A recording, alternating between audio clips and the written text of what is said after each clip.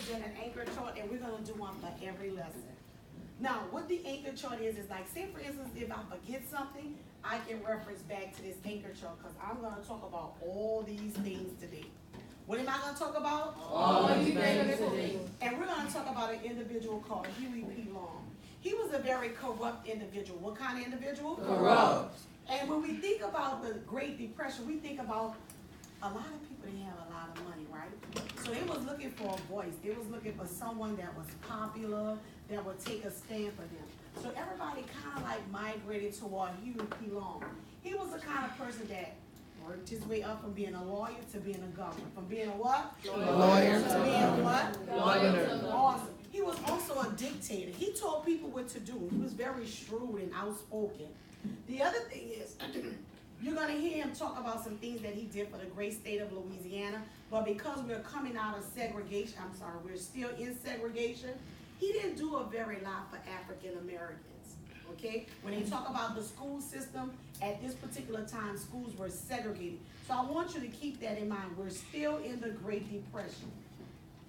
And last but not least, but because of Huey P. Long's behavior, he was assassinated in Louisiana state capitol at his time of trying to run for president.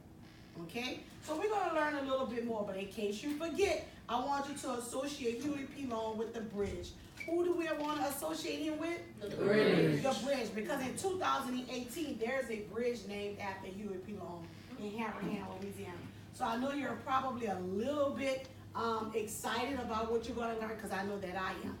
The other thing that's not on here that I have to tell you about as it relates to framing of the lesson, that's something that happened in 1930.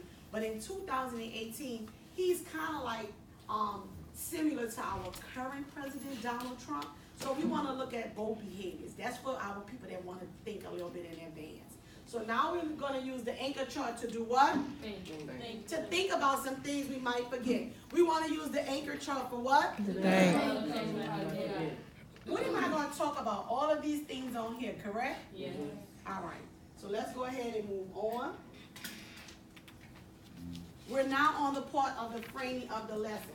I've already covered that part. We compared 2018 to 1927.